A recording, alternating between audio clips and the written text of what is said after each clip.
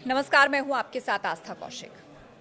आज बहुत से मसाइलों पर चर्चा के लिए हमारे साथ विशेष मेहमान हैं ऑल इंडिया इमाम एसोसिएशन के अध्यक्ष और मुस्लिम धर्मगुरु मौलाना साजिद रशीदी जी। बहुत बहुत स्वागत है मौलाना साहब आपका हमारे बीच में। बहुत सारे मुद्दे हैं इस वक्त, मुसलमानों से जुड़े मसाइल हैं, देश में कई फैसले, कई ऐसे कानून ऐसे बनाए जा रहे हैं, उस पर उनकी सोच है, कुछ रिफॉर्म्स की कोशिश की जा रही है, उस पर बहुत सारी सोच और एतराज़ हैं। और उसमें सबसे बड़ी जो भूमिका आती है मुस्लिम बुद्धिजीवी वर्ग और धर्मगुरुओं की आती है, क्योंकि उन पर एक जिम्मेदारी है कि वो अपने वर्ग की प्रोग्रेस के लिए उन्हें समय समय पर एक प्रोग्रेसिव सोच के साथ आगे बढ़ने में मदद करें। उस पर मैं चर्चा करूंगी। संभल में, उत्तर प्रदेश में बहुत कुछ हो रहा है, हाल ही में उपचुनाव हुए हैं कुंदर की, उस पर मैं चर्चा करूंगी। लेकिन उससे पहले मौलाना साहब, क्योंकि एक पर्सनालिटी इंटरव्यू की तरह भी मैं आपसे जानना चाहती हूँ कि पूर्व में आपके बयान अगर हम उठा करके देखें, मैं आपसे नहीं कहूँगी कि आप भारत माता की जय बोलिए, लेकिन आपने एक बार इस पर बहुत सख्त एतराज़ जताया था। तो सबसे पहले आप हमारे दर्शकों को बताइए कि मौलाना साहब का, मौलाना साजिद रशीदी साहब का हिंदुस्तान से, हिंदुस्तान के बहुसंख्यकों से क्या रिश्ता है, किस तरह का रिश्ता है? नहीं, देखिए, जितने भी मुसलमान हैं हिंदुस्तान में, हाँ, वो सारे कन्वर्टेड हैं। हमारे दूध और इस खून, बात को आप मानते हैं? बिल्कुल, हमारे दूध और खून के रिश्ते हैं। हमारा जो हिंदू है हिंदुस्तान के अंदर, वो मेरा बड़ा भाई है, हम उनके छोटे भाई हैं। जब दूध और खून के रिश्ते होते हैं तो फिर बयान करने की ज़रूरत नहीं रहती कुछ भी। तो ये जो दूरियां हैं, ये जो नफरतें हैं, ये कुछ लोगों की फैलाई हुई हैं। ऐसा वो नहीं लोग है। कौन हैं? उसमें सबसे ज़्यादा नाम तो मौलानाओं, मुल्लाओं का या मुस्लिम बुद्धिजीवी वर्ग का आता है, क्योंकि इन पर जिम्मेदारी है कि ये लोगों को समझाएं, बुझाएं, उनको आगे का रास्ता दिखाएं। लेकिन जब उन्हीं की तरफ से कभी कभी बहुसंख्यकों के भावनाओं को आहत करने जैसे बयान सामने आते हैं, देश के विकास के लिए किसी योजना को लाया जाता है तो उसके प्रति भड़काने की बातें सामने आती हैं, एक माहौल सा क्रिएट कर दे रखना चाहते हैं कि आप खतरे में हैं, आपकी नागरिकता खतरे में है, आपको भगा दिया जाएगा, या कोई अपराध होता है तो कहा जाता है नहीं नहीं आपको टारगेट किया जा रहा है। नहीं, ये देखिए, कौन लोग हैं? देखिए, देश में एक संविधान है बिल्कुल। और उस संविधान के अकॉर्डिंग मेरी ये जिम्मेदारी बनती है, अगर मेरे समाज के प्रति, मेरे धर्म के प्रति कोई एक बिल, कोई एक कानून ऐसा लाया जा रहा है जिससे कहीं ना कहीं मुझे डिमोलाइज करने की कोशिश की जा रही है और मुझे कहीं ना कहीं नीचा दिखाने की कोशिश की जा रही है, तो एज ए धर्मगुरु, एज ए समाज सेवी मेरा ये कर्तव्य बनता है। लेकिन ये कि हुआ मैं लोगों कब को है? जागरूक आप करूं। सीए पर मुझे बताइए, आप एनआरसी पर मुझे बताइए, इतने साल हो गए उस पर चर्चा करते हुए, कितनों की नागरिकता चली गई? देखिए, सवाल ये नहीं कि नागरिकता कितनों की चलेगी, तो सवाल एक कहा तो बहुत यही गया था सवाल ना एक कि बहुत बड़ा देखिए ये भी इसके है। बाद आप लोगों को भगा दिया जाएगा। सवाल एक बहुत बड़ा ये भी है, एनआरसी आने के बाद कितने लोगों को नागरिकता आपने दे दी, ये भी बहुत एक लोगों बहुत बड़ा को मिली। सवाल आप है। देखिए, पाकिस्तान में जो विस्थापित हिंदू हैं, वो बेचारे यहाँ अलग अलग जगहों पर रह रहे थे, उनको वहां से भगा दिया गया, वहाँ मुसलमानों को महिलाओं भी के दी है प्रति आपने? हिंसाएं हुई, तो उनको मिली है नहीं, नागरिकता यहाँ पर मुसलमानों जो को भी चाह दी रहे है, थे। मुसलमानों को भी दी है। और आप कह रहे हैं कि मुसलमानों को देंगे नहीं, मुसलमानों को भी दी है। उस श्रेणी में मुसलमान भी आते हैं, अदनान सामी है और बहुत सारे नाम हैं इस तरह के जो मुसलमानों को आपने नागरिकता दी है। तो फिर ये क्यों कहा जाता है कि मुसलमान को नहीं देंगे, जो सिर्फ हिंदू आएगा उसको नहीं नहीं, ये देंगे? कहाँ कहा गया कि मुसलमान को नहीं देंगे? यही तो देखिए, वहां पे किसी वर्ग विशेष का जिक्र नहीं है ना। CAA एनआरसी जो भी कानून है वो सिर्फ और सिर्फ ये है कि जो भी बांग्लादेश से हिंदू आएगा, पाकिस्तान से हिंदू आएगा या किसी भी देश से अल्पसंख्यक, उसको अल्पसंख्यक, नहीं हाँ, नहीं, इसको हिंदू कह के कैटेगराइज नहीं किया हिंदू इसलिए कह रहा हूँ हाँ। कि पाकिस्तान से सिख तो आ नहीं रहा है, पाकिस्तान से ईसाई भी नहीं आ रहा है। टारगेट यहाँ हिंदू को करना है। लेकिन आपने हिंदू खुद को ही नाम अभी लेकर अदनान हिंदू सामी को, का उदाहरण दिया कि वो चाह रहे थे उनको यहाँ पे नागरिकता मिली है। मैं वही कह रहा हूँ, उन लोगों से आप ये कुल सवाल मिलाकर पूछिए। कानून में किसी भेदभाव का जिक्र नहीं है ना। कश्मीर के ब्राह्मणों का जिक्र करते हैं कि वहाँ से ब्राह्मणों को निकाला गया है, आपने कितने लोगों को वापस विस्थापित कर दिया? आप सिर्फ सियासत करते हो हिंदू मुसलमान का नाम लेकर। बांग्लादेश में जो हिंदू है, सुनिए, बांग्लादेश में हटी है सर, पूर्व की सरकारों ने कभी इस इशू पर हाथ नहीं बांग्लादेश में जो हिंदू है वो तो यहाँ के हिंदू का भाई है, लेकिन पाकिस्तान में जो मुसलमान है वो मेरा भाई नहीं। अगर हम बोल जाते हैं तो हम राष्ट्रवादी नहीं रहते, हम आतंकवादी बन जाते हैं, देशद्रोही बन जाते हैं। और आप बांग्लादेश के हिंदू की बात करें तो आप राष्ट्रवादी हैं। फिर भी ये दोहरा चरित्र है और ये सियासत का दोहरा चरित्र, आम आदमी का नहीं है। मैं फिर कहूँगा, जो आज की सियासत हो रही है, आज देश में जिन लोगों की सरकार चल रही है, ये वो लोग हैं जिन्होंने आज़ादी में कोई रोल नहीं अदा किया। ये वो लोग हैं जो माफ़ीनामा लेकर बैठे हुए थे अंग्रेज़ के सामने कि हमें माफ़ कर दो और ज़िंदा रहने तक आपके खिलाफ नहीं बोलेंगे। ये वो लोग हैं जिन्होंने 52 साल तक जो है अपने अपने ऑफिस पर झंडा नहीं फहराया देश का, वो कहते हैं कि हमारा झंडा तो ये है। ये वो लोग हैं जो हमेशा आज भी अंग्रेज की पॉलिसी पर अमल करते हैं, लड़ाऊ राजनीति। अब आप मुझे एक लाइन में बताइए कि क्या एनआरसी होना चाहिए? कोई देश अगर अपने सिटीजन्स का रजिस्टर या उसका रिकॉर्ड मेंटेन करता है तो इसमें गलत क्या है और इसमें भेदभाव क्या है? 2011 में जनगणना हुई, अभी तक क्यों नहीं हुई? क्यों नहीं कर रहे हैं लोग? आपने पूर्व की सरकार से सवाल पूछा? उस वक्त यूपीए की सरकार थी, क्यों नहीं उसको 2011 में हुई थी, 5 साल के बाद होती है, 16 में होना चाहिए नहीं, था। उसका डेटा क्यों में नहीं होना पब्लिक चाहिए किया था। गया? आपने पूर्व की सरकार से पूछा? नहीं, मैं क्या मेरा सवाल ये भी है कि जो मुस्लिम बुद्धिजीवी वर्ग है उसका भी क्या खास झुकाव किसी राजनीतिक पार्टी की तरफ है? मैं आपसे कहना चाहता हूँ, 2011 में जो सेंसेक्स हुआ उसके बाद में 5 साल के बाद होना था। 14 में बीजेपी की सरकार आ गई, क्यों नहीं कराया इन्होंने 2016 में? क्यों नहीं कराया इन्होंने 2021 में? ये जानबूझकर नहीं कराना चाहते, सिर्फ मुसलमानों को, हिंदुओं को आपस में लड़ाने की राजनीति इनकी शुरू से है। ये धर्म की राजनीति कर रहे हैं, ये देश की राजनीति नहीं कर रहे हैं, धर्म की राजनीति कर रहे हैं। आप देखिए मंदिर को लेकर 300, आप मुझे बताइए 370 क्या हट गई? ये शोर मचाते हैं 370 हमने हटा दी। हालांकि 370 में अमेंडमेंट हुआ है, सिर्फ इतना अमेंडमेंट हुआ है कि 35A को हटाया गया है, इसके अलावा कुछ भी नहीं हुआ। और ये कहते हैं हमने हटा दिया, और हिंदू भी कहता है कि हाँ जी इन्होंने हटा दिया। बहुत सी पार्टियां और तो कह फिर रही थी हिंदू कि ये कहता है उस पर हाथ रखना मतलब आग से खेलने के बराबर है। नहीं, मैं बताता हूँ आपको, आग से खेलने का काम ना पार्लियामेंट करें। से जो भी एक कानून पारित हो जाता है, बन जाता है, उसको बिल्कुल 100% तो खत्म किया ही नहीं जा सकता। ये देश का संविधान है, आप उसमें अमेंडमेंट ला सकते हैं। और पहली सरकारों ने भी 370 में अमेंडमेंट लाए हैं, कांग्रेस ने भी अमेंडमेंट किया है उसमें, इन्होंने भी एक किया है। लेकिन ये कह देना कि हमने 370 को हटा दिया, आपने 35A को हटाया, आपने एक कश्मीरी को बसाया जाकर? क्यों नहीं बसाया? आप कश्मीरियों की राजनीति करते हो कि पंडितों को वहाँ, जगमोहन की सरकार थी उस वक्त, किसी मुसलमान ने वहाँ के पंडितों को नहीं भगाया। मैं दावे के साथ कहता हूँ, जगमोहन की सरकार में ये सब कुछ हुआ है, जगमोहन ने किया है सब कुछ, लेकिन नाम मुसलमानों का आता है। वहाँ के हिंदू पंडित मुसलमान लोगों को अपने घर की चाबियाँ देकर आए, अपनी चाबियाँ सौंप कर आए, और ये कहते हैं मुसलमानों ने भगा दिया। वहाँ से अजान, मस्जिदों से अजान दी, आवाज़ दी गई कि यहाँ से अपने सामानों को छोड़कर भाग जाओ। यहाँ तक कहते हैं ये लोग भड़काने के लिए कि लड़कियों को छोड़कर भाग जाओ। क्या मुसलमान ऐसा कर सकता है? नहीं कर सकता। ये गंदी राजनीति ये लोग कर रहे हैं। चलिए, ये तमाम दावे आपके हैं, लेकिन हाल ही में जब माहौल पर बात चल रही है तो उत्तर प्रदेश के अंदर संभल में जो माहौल खराब हुआ है उस पर चर्चा कर लेते हैं। और मेरा सवाल यही है कि इसको लेकर आपका क्या कहना है? संभल में जो तनावपूर्ण हालात बने हुए हैं, वहाँ के सांसद पर FIR है, वहाँ के विधायक के बेटे पर FIR है, 800 अज्ञात लोगों पर FIR है, स्कूल वहाँ पर बंद कर दिया गया है। इस हालात के लिए जिम्मेदार कौन है? कोर्ट के आदेश पर एक टीम वहाँ सर्वे करने गई और उसके बाद वहाँ पर हिंसा हुई और वो बढ़ती चली गई, और वहाँ के सांसद खुद खड़े होकर ललकार रहे हैं और कह रहे हैं कि दोबारा सर्वे करने क्यों नहीं आए, दोबारा सर्वे करने क्यों आए? ये मैं एक वीडियो दिखा रहा हूँ आपको, इसको जूम कर लीजिए भाई। ये जो लोग हैं, मैडम इसको देखिए जरा सा, ये सर्वे टीम है और नारे क्या लगा रहे हैं? जय श्री राम, जय श्री राम। ये सर्वे टीम है। सर्वे टीम जो है जाते हुए नारा लगा रही है जय श्री राम। क्या मतलब है इसका? देखिए आप, और उनके वकील साथ में हैं, उनके वकील साथ में हैं। का कौन सा वीडियो आप यहाँ पर नहीं, दिखा मैं तो रहे हैं, देखिए, उसकी तस्दीक या उसकी जांच हम नहीं कर सकते। ये सोशल मीडिया पर पड़ा हुआ है, पब्लिक डोमेन में है, पब्लिक डोमेन में है। सोशल मीडिया पे हर चीज सच्चाई नहीं होती, वहाँ पे बहुत कुछ क्राफ्टेड, आर्किटेक्ट, एडिटेड भी होता है, तो उस चीज को हम प्लेटफॉर्म नहीं दे सकते। यहाँ सवाल सिर्फ इतना है कि कोर्ट ने आदेश दिया, सर्वे टीम वहाँ पर सर्वे करने गई, तो अब उसमें विरोध की गुंजाइश कहाँ बचती है? मुझे बताइए, 2 क्या बजे कोई इलीगल तरीके से घुसा था? 2 बजे क्या किसी को डिस्टर्ब किया गया? 2 बजे डिस्ट्रिक्ट मजिस्ट्रेट के सामने एक याचिका लगी, तुरंत आधे घंटे में उस पर फैसला आ गया। अगले 2 घंटों के अंदर सर्वे टीम पहुंच गई। क्यों?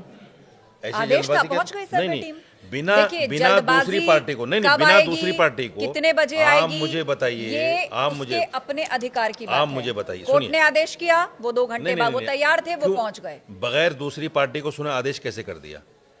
मतलब आप ये कहते हैं कि कोर्ट ने मुसलमानों का पक्ष वन साइड पार्टी कैसे हो गया? एक्स पार्टी करार करके नहीं होता, कैसे हो जाएगा? एक्स पार्टी अगर मुस्लिम पक्ष नहीं होता, वहां मस्जिद की कमेटी नहीं होती, आपको बुलाना चाहिए था मस्जिद कमेटी को। पक्ष क्या है आपका? नहीं बुलाया जज ने। बहुत सारे जज बायस होकर काम कर रहे हैं। मैं इल्जाम लगा रहा हूँ आपके चैनल पर, को भी कटघरे में बिल्कुल खड़ा कर रहा हूँ। बाबरी मस्जिद के बाद में ये बात तय हो गई थी कि 1991 का जो प्लेसी वर्शिप एक्ट है, इसके तहत किसी मस्जिद के खिलाफ कोर्ट में नहीं जाया जाएगा। आप चले गए काशी के लिए, आप चले गए मथुरा के लिए, आप चले गए संभल के लिए। याचिका सुनवाई लाइक है या नहीं तो फिर है, कानून ये क्या है? करता है। तो ये फिर कोर्ट कानून तय करता है। नहीं, आप मुझे इस बताइए पर कानून क्या है? कमेंट कर सकते हैं ना, मैं तो कमेंट कर कानून सकती क्या हूँ। है? नहीं, कोर्ट ने कहीं गुंजाइश देखी, याचिका को सुनवाई योग्य माना, बिल्कुल और नहीं, उसके बाद बायस इस है, मामले पर सुनवाई। बायस है। अब आप इसको किस तरह जज से लेते बायस हैं, ये है। आपकी निजी राय है। नहीं, जज बायस है। इसको ना लंबा खींचते हुए मौलाना साहब, मेरा सीधा सवाल ये है कि हाल ही में जो संभल में माहौल बना है, इमरान मसूद साहब और ओवैसी साहब दोनों चिल्ला कर कह रहे हैं कि वहां पर लोगों का कत्ल किया गया। अब मुझे बताइए कि वहां किन का कत्ल हुआ, और क्या ये कम्युनिटी को भड़काने जैसा नहीं है? 3 मुसलमान बच्चे या आग मरे, में घी डालने जैसा नहीं है? 3 मुसलमान बच्चे मरे हैं, पुलिस की गोलियों से मरे हैं। क्यों चलाई पुलिस ने गोली? भीड़ के बीच में पुलिस से ने भी गोली चली, क्यों इस चलाई? तरह की भी खबर है। नहीं, आप मुझे भीड़ के बताइए। बीच से गोली चली, इस नहीं तरह की भी चली, खबर है। नहीं चली। ये ऐसा आप आपका देखिए, कहना है? सुनिए, आप ऐसा देखिए, आपका आप कहना देखिए, है? आप नहीं, मेरा कहना नहीं है, ये पूरे हिंदुस्तान का कहना है। यही तो बात है कि आप अकेले आदमी पर इल्जाम लगाकर बच जाते हैं कि साहब आपका मेरा कहना नहीं है, पूरे हिंदुस्तान का कहना है। विजुअल्स मौजूद है, विजुअल्स मौजूद है। संभल में जो कोई भी सर्वे हुआ है वो कोर्ट के आदेश पर हुआ है। गलत, तो फिर आप मुझे कोर्ट का बताइए आदेश कि ही गलत है। नहीं, अब इसमें अड़चन पहुंचाना गलत है कोर्ट का कि नहीं आदेश, गलत है? कोर्ट का आदेश गलत है। हम ऐसे आदेश को बिल्कुल नहीं मानते जो वन साइडेड हो। अब आप ऑनरेबल दूसरी पार्टी को क्यों नहीं सुना गया? सवाल उठाएंगे, जुडिशरी को कटघरे में खड़ा करेंगे, तो अब संविधान कहाँ गया मौलाना साहब, मुझे बताइए। संविधान अधिकार देता है, संविधान से ऊपर मुझे संविधान अधिकार को देता है। कटघरे में खड़ा कर रहे हैं, और उसके बाद पुलिस वालों के साथ हिंसा हो रही है। यही चीज, पूरा माहौल खराब हो गया। यही चीज तो आप लोग जानबूझकर जानबूझकर बोलते हैं। मेरे संविधान ने मुझे अधिकार दिया है कि मैं सुप्रीम कोर्ट के फैसलों पर भी टिप्पणी कर सकता हूँ। ये तो डिस्ट्रिक्ट जज है, ये तो डिस्ट्रिक्ट जज है। टिप्पणी आप करिए, लेकिन आप तो सीधा फैसले को खारिज कर रहे हैं। आप करप्ट, ये तो कंटेम्प्ट ऑफ बाबरी कोर्ट मस्जिद है। के फैसले को खारिज किया। ये तो कंटेम्प्ट ऑफ कोर्ट है। मैंने तो बाबरी मस्जिद के सुप्रीम कोर्ट के फैसले को खारिज किया। मैं आज भी कहता हूं, जब कोर्ट ने आदेश दिया सर्वे कीजिए वहां जाकर के, तो उसमें क्या गलत है? उसमें अड़चन क्यों पहुंचाई? इल्लीगल है। तो आप क्या करेंगे? कोर्ट कमिश्नर की टीम पर पत्थर बरसाएंगे? आप मुझे बताइए, उनको मार के भगाएंगे वहां से? बताइए, कानून हाथ में लेंगे? आपके घर को तोड़ने के लिए आ जाए कोई, आपकी आस्था तो गाय से कुछ कहने पर टूट जाती है। हमारी आस्था मस्जिद टूटे तो जब भी नहीं टूटने से पहले तो जो सवाल खड़ा है वो इसी बात का खड़ा है ना कि वो जगह दरअसल है क्या? दोनों पक्ष के अपने दावे हैं। कोई कह रहा है वहाँ मंदिर के सबूत हैं, आप कह रहे हैं कि वो आपकी इबादत गाह है, तो उस पर फैसला तो होने दीजिए ना। कोर्ट का सर्वे पूरा होने दीजिए। जो लोग उसको मंदिर कह रहे हैं वो तो बाबरी मस्जिद को भी मंदिर कह रहे थे। सुप्रीम कोर्ट ने नकार दिया। क्या कहेंगे उसको आप? सुप्रीम कोर्ट ने तो नकार दिया। देखिए, निजी भावना से ना तो कोर्ट चलता है और ना देश चलता है। चला है ना, हर देश कोर्ट अपने चला है निजी भावना से करता है, फैसला आस्था पर अपने है। संविधान से बाबरी मस्जिद का फैसला ही आस्था पर है। यही उम्मीद है, जिससे मैंने इस चर्चा की शुरुआत की थी, कि कम से कम बुद्धिजीवी वर्ग या ऐसे नेता जो अपने आप को रिप्रेजेंटेटिव मानते हैं कि इस तरह का कोई बयान ना दें जिससे कम्युनिटी और भड़के। आप जानते हैं वहां पर स्कूल्स बंद हैं, कर्फ्यू लगा हुआ है, किसी भी नेताओं के वहां जाने पर पाबंदी है। कोर्ट कमिश्नर का सर्वे वहां पर चल रहा है और सांसद वहां पर आकर कह रहे हैं कि दोबारा क्यों आए? जितनी बार जरूरत पड़ेगी कोर्ट कमिश्नर पहुंचेंगे वहां पे। सुनिए, मैं ना तो ओवैसी का तर्जमान हूँ, ना मैं इमरान मसूद का तर्जमान हूँ। हाँ, इतना जरूर कहता हूँ कि ये जो कुछ भी हो रहा है इसके लिए योगी सरकार और डिस्ट्रिक्ट जज जिम्मेदार है। ना वो आनंद फानन में फैसला देते, ना इस तरह की स्थिति बनती। पुलिस का कहना है कि संभल की हिंसा की साजिश एक रात पहले रची गई। ये पूरी तरह से एक साजिश के तहत हुआ है। ये पुलिस ने कहा है कि संभल में जो साजिश हुई है, जो हिंसा हुई है, वो एक रात पहले पूरी तरह से प्लान थी और भड़काऊ बयानों के बाद ज्यादा हिंसा फैली है। ये मामला बढ़ता चला गया। पुलिस तो राम गोपाल मिश्रा को जब मारा गया, पुलिस तो उसको भी कह रही थी कि ये साजिश मुसलमानों की है, जबकि राम गोपाल मिश्रा की जो रिपोर्ट आई है डॉक्टरी की, सामने से गोली लगने की आई है और सामने भीड़ थी जय श्री राम का नारा लगाने वालों की, बीजेपी वालों को रामनवमी का जुलूस ले जाने मतलब आप ये कह रहे हैं कि जो जय श्री राम का नारा लगा रहा था उसको जय श्री राम कहने वालों ने गोली मार दी? ये आपकी इन्वेस्टिगेशन है, ये आपकी इन्वेस्टिगेशन है, ये आपकी रिपोर्ट है। इस पर आप अपना कमेंट लिख रहे हैं? मैं कमेंट नहीं लिख रहा हूँ। देखिए, मैं सामने बैठा हूँ, मेरे सामने कैमरामैन खड़े हैं। अगर मुझे सीने पर गोली लगेगी तो सामने से आएगी ना। तो वहाँ सामने जो भीड़ थी वो जय श्री राम का नारा लगाने वालों की थी, वो रामनवमी का जुलूस वालों की थी। वहाँ मुसलमान था ही नहीं सामने। आप कुछ भी कहकर डिफेंड करिए, फैसला कर आप कुछ भी कहकर डिफेंड करिए। मामला सब जुडिस्ड है, ट्रायल है, इन्वेस्टिगेशन चल रही है और उस पर जो फैसला आएगा वही सबके लिए मान्य होगा। अब आपने आरोप लगाया कि ये जो पूरी हिंसा हुई है, जो माहौल खराब हुआ, उसमें सरकार की गलती है, प्रशासन की गलती है। हाल ही में उपचुनाव हुए हैं, भाजपा की सरकार है प्रदेश में, तो जबरदस्त जीत हुई है, 9 में से 7 सीटें जीत गई, कुंदरकी की सीट जीत गई, सबसे ज्यादा अल्पसंख्यक आबादी है। तो ये जो चुनाव था बटोगे कटोगे के इर्द गिर्द घूमता हुआ, आपको क्या लग रहा है? बटोगे कटोगे तो हिट साबित हुआ। देखिए, आपको पता है मीरापुर में क्या हुआ? मीरापुर में दरोगा पिस्तौल लेके निकल रहा है गलियों में कि जो बाहर निकलेगा मैं गोली मार दूंगा। आपने देखे वो विजुअल्स? वो बिल्कुल पब्लिक डोमेन में पड़े हुए हैं। जब पूरा शासन प्रशासन मुसलमानों को वोट नहीं डालने दे रहा है तो बीजेपी तो जीतनी है। सामने से पत्थरबाजी की गई, उन्हीं वीडियो में दिखाया गया कि सड़क पर पत्थर पड़े हुए हैं और उनको वार्निंग दी जा रही थी कि आप पीछे हट जाइए वरना सुनिए आदेश सारे हैं। ना तो वहाँ पत्थर पड़े हुए मिले, आप एक वीडियो दिखा दीजिए, ना तो पत्थर पड़े हुए मिले, ना वहाँ पत्थर मारते हुए कोई विजुअल्स है, बता दीजिए। आप एक वीडियो हो तो बता दीजिए। अच्छा, कुंदरकी जैसी सीट जहाँ 60% से ज्यादा मुस्लिम आबादी है, 50% से ज्यादा वहाँ पोलिंग हो जाती है, बीजेपी वहाँ लगभग 1.5 लाख के मतांतर से जीत गई। अब इस बारे में आप क्या कहेंगे? क्या मुसलमान बीजेपी को वोट नहीं दे रहा है? सिचुएशन बिल्कुल अलग थी वहाँ की सिचुएशन। अच्छा, वहाँ किसी को नहीं रोका गया वोट डालने से? रोका वहाँ भी गया। सिचुएशन वहाँ की ऐसे थी कि हिंदू उम्मीदवार एक था और मुस्लिम उम्मीदवार 11 थे। तो जो वोटर्स थे उन्होंने देखा कि भाई जब हमारा वोट खराब हो रहा है 11 लोगों को देकर, चलो हम बीजेपी को दे देते हैं। बीजेपी को मुसलमानों के लिए अछूत थोड़ा ही है। तो मतलब आप ये मान रहे हैं कि मुसलमानों ने बीजेपी को वोट दिया है? नहीं, बिल्कुल। हाँ, मान रहे हैं आप इस बात को? मुसलमान ने तो 2024 के एमपी के इलेक्शन में वोट दिया बीजेपी को, और इवन 2014 में 8% वोट दिया था, जब तो पहला ही चुनाव था इनका। 2014 में 8% वोट दिया, ये सरकारी आंकड़ा है। अब ये आंकड़ा और बढ़ गया, सब जगहों पर कब्जा कर लेंगे ये लोग। आपके लिए एक बात और कही जाती है कि आप जानबूझकर विवादित बयान देते हैं। आपने एक बयान दिया था कि महमूद ने सोमनाथ मंदिर तोड़कर सही किया था, फिर विवाद हुआ तो फिर आपने उस पर सफाई दी। मैंने ये नहीं कहा था, मैंने पढ़ा है उसको। मैं आज भी कहता हूँ, मैंने पढ़ा है उसको कि महमूद गजनवी ने अटैक नहीं किया उस पर। अच्छा, लोग वहाँ से चलकर उसके पास आए, उन्होंने वहाँ की सिचुएशन बताई, तब उनके साथ उन्होंने अपने एलजी भेजे और वहाँ का जायजा लिया।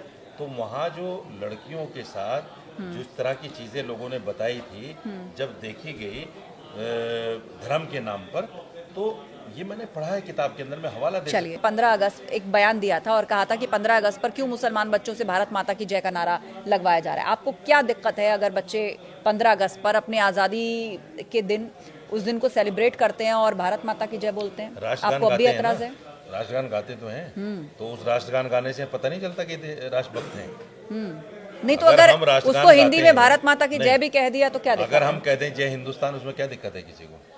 और अगर भारत माता ही जय बोल दिया तो क्या दिक्कत? हम भारत को माता नहीं मानते। माँ के तो कोई भी जयकारे लगा सकता है। नहीं, ये मेरी आस्था नहीं है ना, ये आप लोगों की आस्था है, ये हिंदुओं की आस्था है। आप तो पानी को भी माँ कह देते हो, जंगल को भी माँ कह देते हो, हवा को भी माँ कह देते, सारे तो भगवान है आपके, हर चीज आपकी भगवान है। इवन अगर दुकान पे कोई आदमी सामान लेने आ जाए, आप कहते हैं ग्राहक तो मेरा भगवान है। आपकी आस्था तो हर जगह है, मेरी आस्था नहीं है हिंदुस्तान को माता मानने में। मैं तो इसको देश मानता हूँ, और देश ऐसा मानता हूँ कि मेरे नबी ने, मैसेंजर ऑफ गॉड ने कहा है कि जो आँख सरहद की हिफाजत के लिए जागे उस पर जहन्नम की आँच भी हराम है। हम मोहब्बत करते हैं, हम 82 मरतबा रोज़ाना नमाज में ये माथा रखते हैं ज़मीन पर। आप बताओ कितनी मरतबा रखते हो? रोज़ाना एक बार भी रखते हो? हम 82 मरतबा रोज़ाना रखते हैं इस ज़मीन पर, और मुसलमान मरता है तो इसी ज़मीन में दफनाया जाता है। आप जला दिए जाते हो, राख को गंगा में बहा दिया जाता है, पता नहीं पाकिस्तान जाती है, पता नहीं बांग्लादेश जाती है। मुसलमान तो सनातन को लेकर, हिंदू देवी देवताओं को लेकर भी बहुत से विवादित और खराब बयान पूर्व में दे चुके हैं। क्या मौलाना साहब की कोई राजनीतिक मंशा है जिसके चलते आप बहुसंख्यकों की भावना को जानबूझकर आहत करते हैं? और अब भी जितनी बातें आपने बोली, एक एक करके उनकी लिस्ट अगर बनाई जाए तो वो भी इसी तरफ इशारा करती है। मैं जिस इस्लाम को मानता हूँ, जिस धर्म को मानता हूँ, उसमें कुरान ये कहता है कि किसी की देवी देवताओं को बुरा मत कहो। मैं किसी की देवी देवताओं को बुरा नहीं कहता, ना आज तक। आपने एक इंटरव्यू के दौरान कह दिया था हिंदू देवी देवताओं को जिनको आप देवी मानते हैं उनके साथ आप क्या करते हैं? मैंने नहीं कहा, मैंने पता क्या कहा, आपको याद होगा एक पंडित जी पकड़े गए थे गाय के बछड़े के साथ दुष्कर्म करते हुए। अब इस तरह की बोगस खबरें आप कहां से ला रहे हैं? फिर ऐसी 4 खबरें मैं आपको बताने लग जाऊं? मुझे लगता है कि इस तरह के विवाद में नहीं फंसना चाहिए, इस तरह के विवाद में नहीं फंसना चाहिए। और आपको भी बोलते समय ध्यान रखना चाहिए कि किसी की भावना को आप आहत ना करें, किसी की पूजा पद्धति को लेकर आप कमेंट ना करें। सुनिए आप, अच्छा मेरी बात सुनिए, मुझे आप फैसला खुद कीजिए। गाय माता है, यहाँ माता है, गोवा में सरकार कहती है हम इस बीफ की कमी नहीं होने देंगे, वहाँ हिंदुओं की माता नहीं है। ये बोलना कौन सा जुर्म है? बीफ एक्सपोर्ट में हिंदुस्तान नंबर 1 पर है, ये कहना कौन सा जुर्म है? जो लोग गाय को माता मानते हैं सरकार का गिरबान पकड़े जाके। टॉप 10 कंपनियां सरकार चला रही है बीफ की इस्लाम कंपनियां। में जहां तक मेरी जानकारी है, इस्लाम में आ गए आप। गाय की आप को एक शिफा बार तो माना बोल दो जाता कि हाँ, है, हमें शिफा प्राइम माना मिनिस्टर बोलना जाता है। चाहिए। तो आप बताइए आपने क्या किया? इस्लाम में भी तो गाय की गाय शिफा को माना बेच जाता रहा है हिंदू, गाय को काट रहा है हिंदू, गाय को एक्सपोर्ट कर रहा है हिंदू। मुसलमान तो न गाय बेचता है न गाय खरीदता है न अकॉर्डिंग टू मौलाना साहब कि अगर कोई इसको करते पकड़ा भी जाए तो फिर आप लोग आकर कह देंगे कि नहीं नहीं ये तो टारगेटेड, आपके प्रति टारगेटेड हेट है, ये आपको जानबूझकर इसलिए पकड़ा गया है क्योंकि आप मुसलमान हैं। यही दिक्कत है, यही दिक्कत है। इन सारी बातों को छोड़ दीजिए, लिस्ट बहुत लंबी आ जाएगी, लिस्ट बहुत लंबी आ जाएगी। और क्राइम को आप क्राइम के नजरिए से देखिए, चाहे हिंदू हो या मुसलमान, वो कानून के दायरे में अगर आता है तो आएगा ही, आएगा ही। और अगर कोई मुसलमान भी पाया जाता है तो आप ये मत कहिए कि तुम इसलिए फंसाया जा रहा है क्योंकि तुम मुसलमान हो। मैडम जर्नलिज्म में दोहरी मानसिकता, अगर मौलाना साहब, हिंदू पकड़ा जाए तो वो क्राइम है, मुसलमान पकड़ा जाए तो आस्था को ठेस पहुंचा रहा है। ये कौन सी बात है? अपनी दोहरी मानसिकता को आप ही कह रहा कहिए। मुसलमान आस्था को ठेस पहुंचा रहा है। जहां आपकी कम्युनिटी से कोई क्राइम करते पकड़ा जाए तो आप फौरन कह देंगे कि ये जानबूझ के टारगेट किया जा रहा है, किया जा रहा है, किया जा रहा है। लीजिए, आपने बैठे बैठे कर दिया। जहाँ दंगों की बात हो तो आप वहाँ चिल्ला चिल्ला के कहेंगे कि तुमसे छीना जा रहा है, तब आपको वहाँ पर कोर्ट याद नहीं आता, तब वहाँ पर आपको किसी तरह का कमिश्नर याद नहीं आता। अच्छा, गौशाला किसके पास है? नहीं, जब सारी हिंदुओं के पास है, वहां से 5000 में पूरा ट्रक लोड हो जाता है। चलिए मेरे साथ कैमरा लेके, अच्छा, मैं आपको 20 गौशाला बता दूंगा। गाय भूखी मर रही है तो आप एक आंदोलन छेड़िए ना। गाय माता पन्नी खाती फिर रही है। नहीं नहीं, आप एक आंदोलन छेड़िए ना, गाय आपको माता बहुत पन्नी खाती फिर रही सहानुभूति है तो आप एक आंदोलन छेड़िए ना। आप तो लगाइए ना एक रिट जाके कोर्ट के अंदर, आप जाकर के पुलिस में कंप्लेन करिए ना, आप दिखाइए ना। वो यहाँ लेकर आप मीडिया में सनसनी क्यों मचाना चाहते हैं? आप लेकर जाइए सही जगह अगर आपको इतनी सिंपैथी है। बहरहाल राजनीतिक डिस्कशन यहाँ पर हो, ऐसा कोई मकसद नहीं था, किसी का सेंटिमेंट हर्ट किया जाए ऐसा कोई मकसद नहीं था। मौलाना रशीदी साहब, इनको आप वैसे भी डिबेट्स में सुनते रहते हैं, आज हमारे साथ जुड़े, अलग अलग मुद्दों पर उन्होंने राय रखी। बहुत धन्यवाद, धन्यवाद। कहता हूँ मैं, बिल्कुल नहीं कहता। चलिए, वो जनता तय करेगी क्योंकि वो आपको अलग अलग मंचों पे सुनती रहती है। बहुत धन्यवाद हमारे साथ जुड़ने के लिए। Thank you.